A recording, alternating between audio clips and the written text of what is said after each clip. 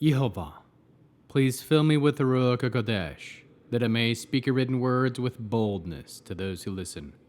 I ask all these things in Yeshua HaMashiach's name, amen. We'll start with the Shema, listen and obey. Children of Yehovah, pay careful attention and respond. Yehovah is our power and authority. Yehovah works in unity with himself, and you shall act upon your love to Yehovah with your power and authority, with your thoughts in mind, with your entire body, and with all the muchness that you have. Yod, Hey, Vav, Hey. Hand, behold, nail, behold.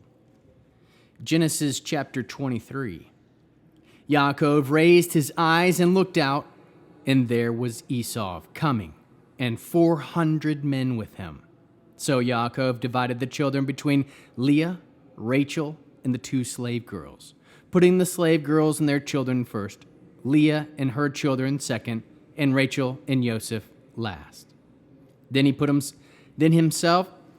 himself passed on ahead of them and prostrated himself on the ground 7 times before approaching his brother.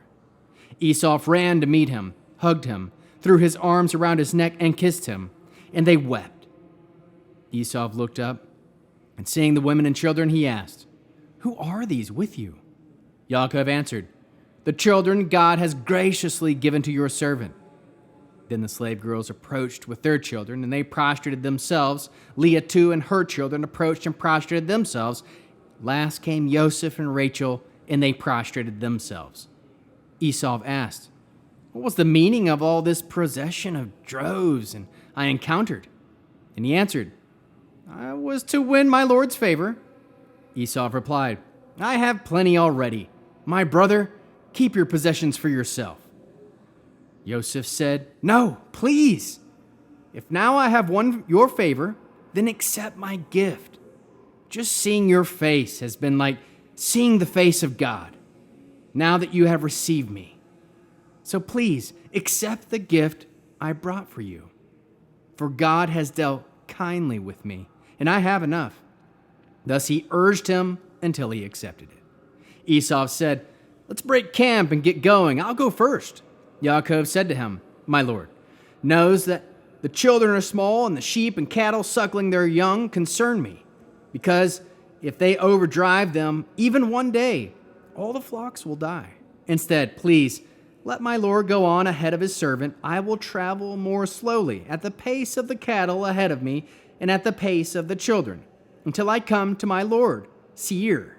Esau replied, Then let me leave with you some of the people I have with me." But Yaakov said, "There's no need for my lord to be so kind to me." So Esau left that day to return to Seir. Yaakov went on to Sukkot, where he built himself a house and put up shelters for his cattle.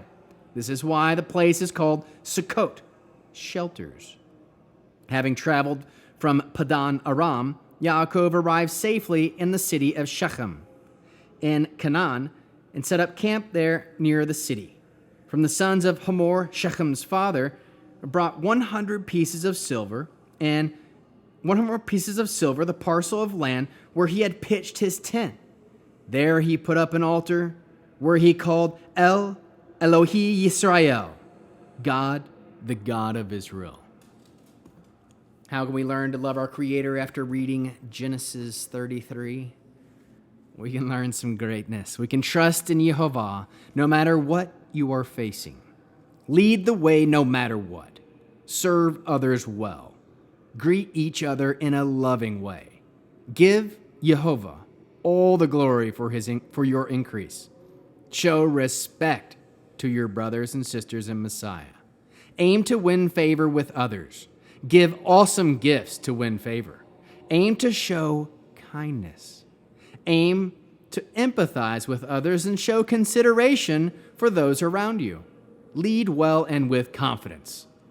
Pay a fair price for land. Worship the one true Elohim, El Elohi Israel, God, the God of Israel. How can we love others as Yeshua loves us? We can serve others with all of our strength. Bear one another's burdens. We can show kindness. Produce spiritual fruit, love, joy, peace, patience, kindness, goodness, faithfulness, humility, and self-control.